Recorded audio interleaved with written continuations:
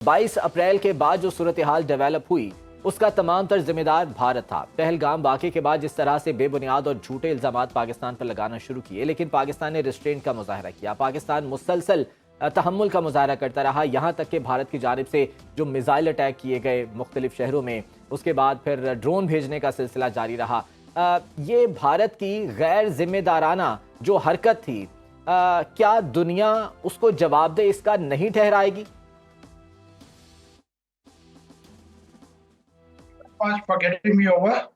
دیکھیں، یہ بھارت کا ایک وتیرہ رہا ہے اور ایک پیٹرن رہا ہے۔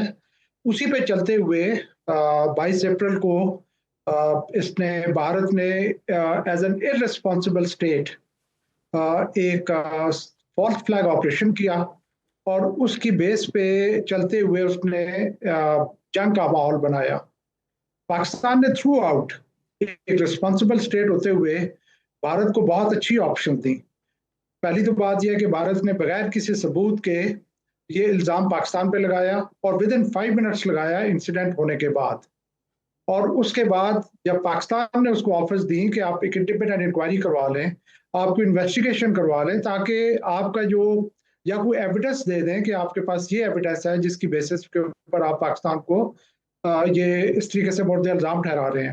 لیکن بھارت نے تھرو آؤٹ ہر دربی کا مظاہرہ کیا، کوئی بات نہیں مانی، کوئی آفر نہیں مانی، اور اس کے بعد باتوں کو آگے بڑھاتے ہوئے انڈین میڈیا نے اتنا زیادہ لنگوسٹک انوائرمنٹ بنا دی اور ایک ماحول ایسا کریٹ کر دیا کہ جس پہ اس خطے کو جنگ کے دہانے پہ لا کھڑا کیا۔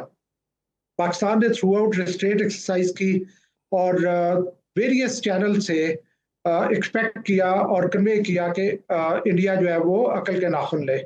لیکن چونکہ اس نے ایک پلان سیٹ اپ کیا ہوا تھا، سب سے پہلے اس نے انڈس واٹر ٹریٹی کو ایبروگیٹ کیا، پھر اس کے بعد ہمارے جو سفارتکار تھے ان کو نکالا، اور ہر طریقے سے اس نے پاکستان کے لیے پرابلمس کریٹ کرنا شروع کی، اور یہی پلان رکھا کہ وہ پاکستان کو سزا دے گا۔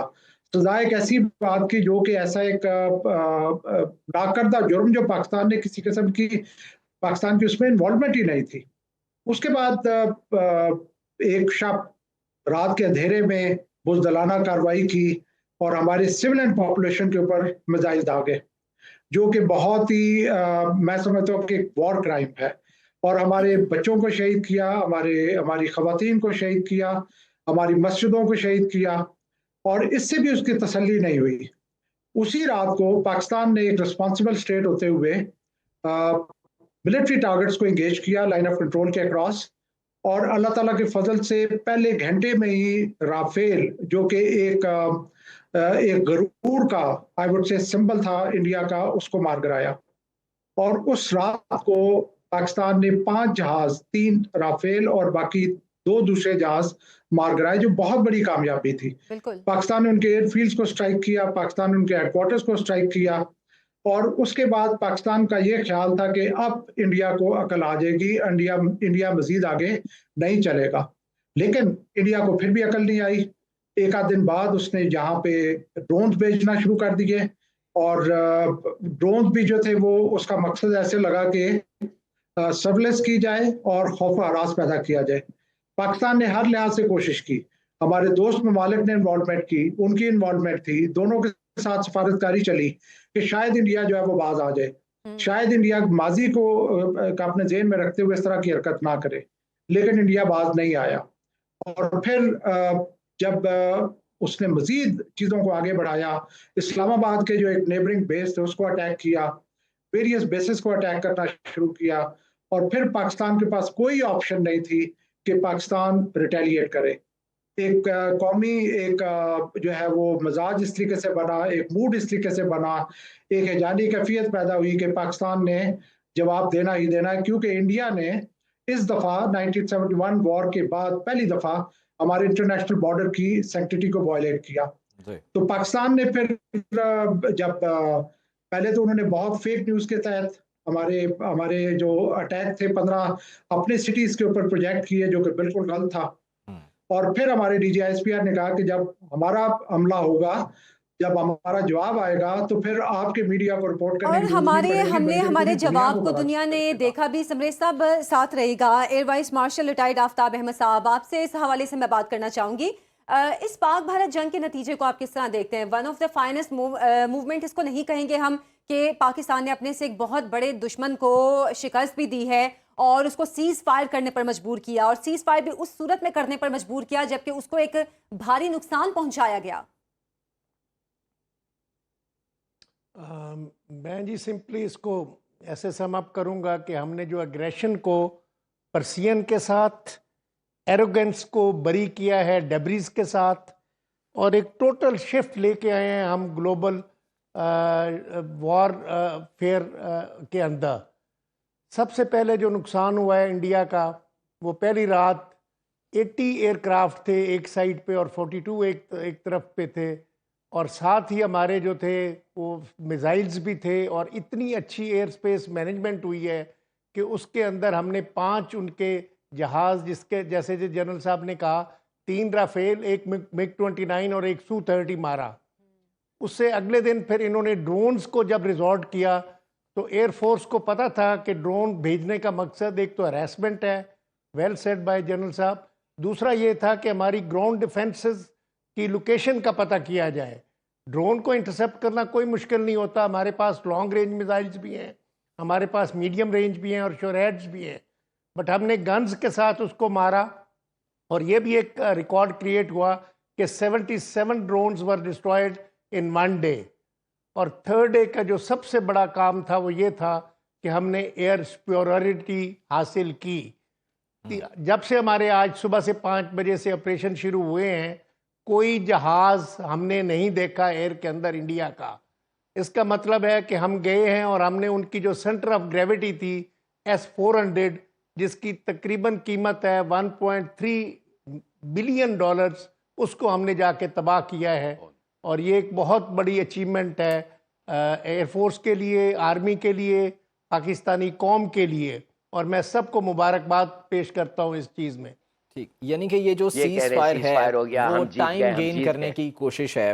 ٹھیک ہے سمریش صاحب، میں اسی بات کو آگے بڑھاتے ہوئے، ڈونلڈ ٹرمپ نے جو ہے وہ ٹویٹ کیا تھا اور یہ کہا تھا کہ پاکستان اور بھارت غیر جانبدار مقام پر مذاکرات کے لیے تیار ہو گئے ہیں۔ پہلے بھی بار بار مذاکرات کے حوالے سے جو ہے وہ بات چیت ہو چکی ہے، چاہے وہ امریکہ کرے یا دیگر کسی اور ملک کی جانب سے جو ہے وہ کیا جائے، لیکن ہمیشہ بھارت راہ فرار اختیار کرتا ہے۔ اب بھارت کی جانب سے یہ کہا جانا کہ جی ہم بات چیت کریں گے، یہ ایک بار پھر سے ڈرامہ ہے آپ کے خیال میں؟ بھارت ایک بار پھر سے فرار ہونے کی کوشش کرے گا؟ یہ وہ ٹیکٹکس ہیں صرف ٹائم گین کیا جا سکے؟ میں یہ کہنا چاہوں گا کہ یہ جو راؤنڈ ہوئے نا 3 راؤنڈز، جس میں کہ ہم نے وار دیکھی، اس پہ انڈیا کو بہت سویر امبیرسمنٹ دیکھنی پڑی ہے، ہزیمت اٹھانی پڑی ہے، اور انڈیا جو ہے وہ نہ صرف اپنی پبلک کو منہ دکھانے کے قابل نہیں ہے، اور بلکہ دنیا کو بھی منہ دکھانے کے قابل نہیں ہے۔ لیکن اس کے ساتھ میں یہ کہنا چاہوں گا کہ مطلب اوور نائٹ یہ جو کچھ اس کے ساتھ ہوا ہے، اس سے ایکچولی تو یہ ہونا چاہیے، اگر ایک فیئر مائنڈ ہو تو اس کو عقل کے ناخن لینے چاہیے اور اس کو رائٹلی اس کو اسیس کرنا چاہیے۔ لیکن میں نہیں ایکسپیکٹ کرتا کہ جتنا وہ شاطر اور کننگ اینیمی ہمارا ہے کہ اسے اس طرح کا کوئی خیال آئے گا۔ اس نے ابھی سے ہی کچھ ایسی چالیں چلنا شروع کر دی ہیں جو اس پروسیس کو سسپیشن میں ڈالتی ہیں۔ میں نے ان کے جو اسٹیٹ منسٹر ہیں فار ایکسٹرنل افیئرس، ان کی میں نے آج ایک ٹویٹ دیکھی جس میں انہوں نے کہا کہ جی ہم نے مذاکرات پہ اوپر کوئی ایگریمنٹ نہیں دیا۔ اب یہ بہت کنٹراڈکٹری اسٹیٹمنٹ ہے ایز کمپیئر ٹو جو مارک روبیو نے اسٹیٹمنٹ دی ہے کہ جی دونوں ملک بیٹھیں گے ٹیبل پہ اور جو کی ایشوز ہیں ان پہ بات چیت کریں گے۔ اب یہ ظاہر ہے کہ یہ ایشو سیٹل ہوگا بٹوین امریکہ اینڈ انڈیا کہ کیا بات چیت ہوئی، کیا ایگریمنٹس ہوئے اور کس طریقے سے باتیں آگے چل رہی ہیں۔ دوسری طرف اگر آپ دیکھیں تو سیز فائر ہوا جس کی آج بھی وائلیشنز ہو رہی ہیں، پشاور میں ڈرونز گئے ہیں، گجرات میں ڈرونز گئے ہیں، پھر باقی کچھ جگہوں پہ جو ہے وہ لائن آف کنٹرول کے اوپر بھمبر اور استمانی یا نص ایریا میں جو ہے وہ فائرنگ جاری ہے۔ تو یہ آپ دیکھیں گے کہ یہ ٹرسٹ وردی دشمن نہیں ہے، یہ نہ صرف ہمارے لیے پرابلم کریٹ کرتا ہے، یہ بلکہ ورلڈ کمیونٹی کے لیے بھی پرابلم کریٹ کرے گا۔ تو میں نہیں ایکسپیکٹ کر رہا کہ یہ ساری کے سارا سلسلہ بڑا سموتھلی چلے گا، اس میں بھی بہت ساری ہرڈلز آئیں گی۔ اچھا آفتاب صاحب، جس طرح سمریز سالک صاحب بھی کہہ رہے ہیں کہ سلسلہ اتنا اسموتھ نہیں چلے گا، بھی ہرڈلز آئیں گی، اور ظفر ہلالی صاحب نے بھی جیسے بات کی کہ بھارت نے یہ سیز فائر اس لیے کی ہے کیونکہ وہ پاکستان کے ان تمام جو ٹیکنالوجی کے حوالے سے یا پاکستان کے پاس کیا کیا موجود ہے اس حوالے سے یہ چیزوں کو دیکھنا چاہ رہا تھا، جج کرنا چاہ رہا تھا، اور لگ ایسا رہا ہے کہ شاید اب دوبارہ اگر وہ وار کرتا ہے تو وہ بڑا ایک وار کرنے کی کوشش کرے گا۔ اب اس سلسلے میں اگر ہم اپنی فورسز کو دیکھیں تو بہت بہترین جواب دیا ہماری ایئر فورس نے بھی، ہماری پاک فوج نے بھی، اور نیوی بھی پوری طرح تیار تھی۔ ہمیں تمام صلاحیت موجود ہے کسی بھی بڑے مقابلے کو فیس کرنے کے لیے۔ جی بالکل موجود ہے جی، یہ آئی ٹوٹلی ایگری ود ظفر صاحب اینڈ میجر جنرل صاحب۔ یہ دوغلا ہے، یہ جھوٹا ہے، اس پہ بالکل اعتبار نہیں کرنا چاہیے، اور ہمارے گارڈز کبھی بھی لوور نہیں ہونے چاہیے، ہمیں ریڈی رہنا چاہیے، اور اس کی ہر اس حرکت کا ہمیں زور سے جواب دینا چاہیے جس کی یہ توقع بھی نہ رکھتا ہو۔ ہمارے پاس بالکل کیپیبلٹی ہے جی، ہمارا ماشاءاللہ ایئر ڈیفنس سسٹم بہت اچھا انٹیگریٹڈ ہے، ڈیٹا لنک کے ذریعے the data is transferred from the aircraft to ground base radars to airborne radars to gun and missile sites, تو یہ ایک بہت اچھا نظام ہے ہمارے پاس۔ پھر سب سے بڑا جو ہمیں ایڈوانٹیج ہے وہ یہ ہے کہ ہمارے پاس دو پیرلل ایئر فورسز ہیں، ایک تو چائنیز پوری ایک ایئر فورس ہے ہمارے پاس، اور دوسری یورپین ایئر فورس ہے جو ہمیں ریڈنڈنسی بھی دیتی ہے اور مضبوط بھی کرتی ہے۔ اور سب سے بڑھ کر جو ہے ہمارے پائلٹس کے اندر جذبہ ہے، اسپرٹ ہے۔ ابھی بھی جو پائلٹس گئے ہیں جنہوں نے کراس کیا ہے جا کے، انہوں نے کہا کہ جی ہم واپس نہیں آئیں گے، ہم انشاءاللہ شہادت لے کے آئیں گے۔ تو اس جذبے کو کوئی ڈیفیٹ نہیں کر سکتا۔ اور سب سے اچھی بات جو ہوئی ہے، اس کے جو پازیٹیوز ہیں I would like to share with you people. One that ہمارا جو نیوکلر ڈیٹرنس ہے وہ اور زیادہ مضبوط ہو گیا ہے اس چیز سے، جو کنونشنل میتھ تھی انڈیا کو کوانٹیٹیو پوائنٹ آف ویو سے وہ ختم ہو گئی ہے، اور ہماری نیشنل انٹیگریشن بہت اچھی ہو گئی ہے، قوم پوری کھڑی ہو گئی ہے افواج کے ساتھ۔ اور ادھر جو ہے میں دیکھ رہا ہوں کہ نیشنل ڈس انٹیگریشن ہو گئی ہے انڈیا کے اندر۔ آج 3 ریجمنٹس میں سکھوں نے اپنے ہتھیار پھینک دیے ہیں، اور مسلمان بھی اتنا اوپن کبھی بھی نہیں بولے تھے جتنا آپ بول رہے ہیں۔ اور last but not the least, ہم نے انڈائریکٹلی اسرائیل کو بھی لیسن دیا ہے کہ جی ہم کہاں کہاں پہ اس کو ناکام کر سکتے ہیں۔ سمریز سالک صاحب، اس وقت پاکستان ڈپلومیٹیکلی کہاں پر سٹینڈ کر رہا ہے؟ کیونکہ ہم نے دیکھا ہے کہ بھارت نے ہمیشہ جس طرح سے بے بنیاد الزامات، جھوٹے الزامات پاکستان پر لگائے ہیں، چاہے وہ پلوامہ کا اٹیک ہو، پٹھان کوٹ کا معاملہ ہو جس کو بیس بنا کر بالا کوٹ سٹرائک کی گئی، حالانکہ پاکستان کے پاس بے تحاشا ایسی چیزیں موجود ہیں۔ جعفر ایکسپریس پر جو حملہ ہوا اس کے واضح شواہد موجود ہیں کہ بھارت کا ہاتھ اس میں ملوث تھا۔ ہمارے پاس ایک جیتا جاگتا ثبوت جو ہے وہ کلبھوشن یادو کی صورت میں موجود ہے کہ اسپانسرڈ دہشت گردی بھارت یہاں پر کرواتا رہا ہے، لیکن اس کے باوجود بھارت کو نہ تو یونائٹڈ نیشنز نہ ہی دیگر اقوام عالم کسی بھی قسم کا کوئی ذمہ دار ٹھہراتے ہیں، کوئی سوال کرتے ہیں۔ تو اس تمام تر صورتحال میں پاکستان ڈپلومیٹیکلی کہاں پر سٹینڈ کر رہا ہے؟ سمریز سالک صاحب۔ دیکھیے، میں سمجھتا ہوں کہ پاکستان کو یہاں سے آگے اپنی تھوڑی افینسو ڈپلومیسی ایگزیکیوٹ کرنی پڑے گی۔ ہم نے پہلی تو بات یہ کہ جو انڈیا ہمارے ملک میں جس طریقے سے ٹیررزم پھیلا رہا ہے اور ٹیررزم کیری آؤٹ کر رہا ہے، ایک تو وہ ہم نے دنیا کو اسی طریقے سے چیخ کر بتانا ہے جیسے انڈیا بتانے کی کوشش کرتا ہے، اور دوسری طرف ہم نے دنیا کو یہ بھی کلیئر کرنا ہے کہ انڈیا جو ہے وہ ٹرسٹ وردی نہیں ہے۔ وہ ہر دفعہ اس کا ایک ریپیٹ پیٹرن ہے کہ وہ فالس فلیگ آپریشن کرتا ہے، اور آگے بغیر کسی ایویڈنس کے وہ سارے کا سارا جو الزام ہے وہ پاکستان پہ ڈال دیتا ہے۔ یہ 2 ڈائمینشنز ہیں جس کے اوپر میں سمجھتا ہوں کہ ہمیں تھوڑی سی اگریسو اینڈ افینسو ڈپلومیسی کرنی پڑے گی۔ ہمارے پہ جب ایک حادثہ ہوا، جب جعفر ایکسپریس کا حادثہ ہوا، ہمارے پاس بہت ساری ایویڈنسز تھیں کہ جہاں پہ یہ کلیئر تھا کہ انڈیا کی انوالومنٹ ہے۔ اس کے علاوہ بلوچستان میں جو ٹربل ہے اس میں انڈیا کی انوالومنٹ ہے، فاٹا میں انڈیا کی انوالومنٹ رہی، جی بی میں انڈیا کوشش کر رہا ہے کہ وہاں پہ ٹربل کریٹ کرے، لیکن میں سب اور ہمارے ہاتھ میں پراپر ایویڈنسز ہیں۔ گلبھشن یادیو ہمارے ہاتھ پہ ہونا، جبکہ انڈیا کے پاس ایسی کوئی ایویڈنس نہیں ہے، وہ صرف من گھڑت باتوں کے اوپر پاکستان کو مورد الزام ٹھہراتا ہے۔ तो मैं समझता हूँ कि हमें डिप्लोमेटिकली थोड़ा सा और एग्रेसिव और ऑफेंसिव होना पड़ेगा। सही।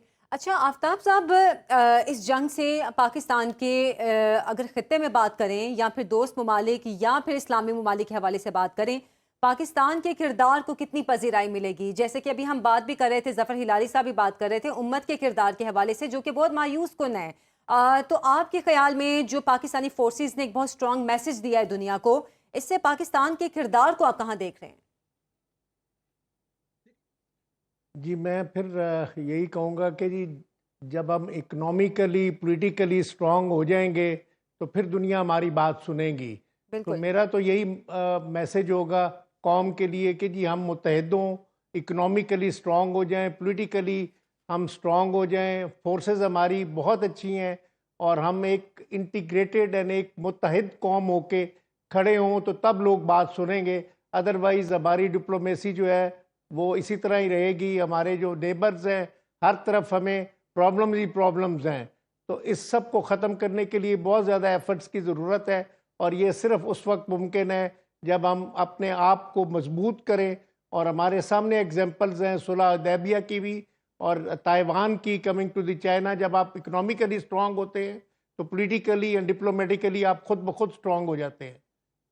यकीनन हमें स्ट्रांग होने की ज़रूरत तो है आफ्ताब अहमद साहब, लेकिन इस वक्त जो है वो हमारे दोस्त ममालिक का जो किरदार है उस हवाले से आप क्या कहेंगे? जो इस जंग के दौरान या इससे पहले जो एक एस्केलेशन स्टार्ट की गई थी भारत की जानिब से, उसके दौरान जो दोस्त ममालिक का किरदार रहा था वो क्या था?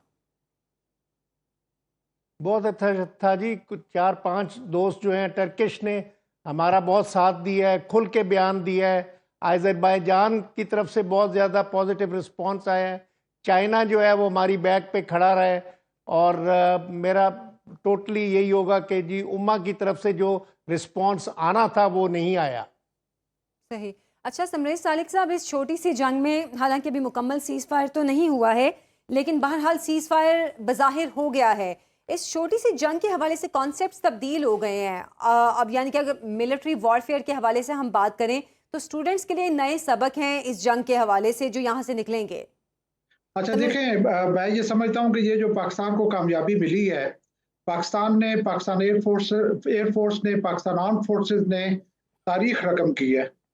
डेफिनेटली जंग जो है वो एक नए पैराए में दाखिल हो गई है।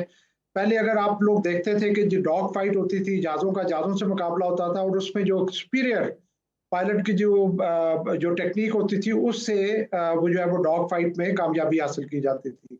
आजकल नेटवर्क इनेबल्ड जो है वो जंगें चल रही हैं जिसमें कि सर्विलेंस बहुत ज़्यादा इम्पोर्टेंट है, एक्विजिशन ऑफ टारगेट बहुत ज़्यादा इम्पोर्टेंट है और आप बहुत फार ऑफ डिस्टेंस से, जिसको आप बियॉन्ड विजुअल रेंज, कि आप टारगेट को खुद नहीं देख रहे होते लेकिन जो आपके मिसाइल्स हैं उनमें ये कैपेबिलिटी होती है कि वो टारगेट को ना सिर्फ जब उसके ऊपर लॉक ऑन किया जाता है तो वो टारगेट का पीछा करके टारगेट को हिट करते हैं।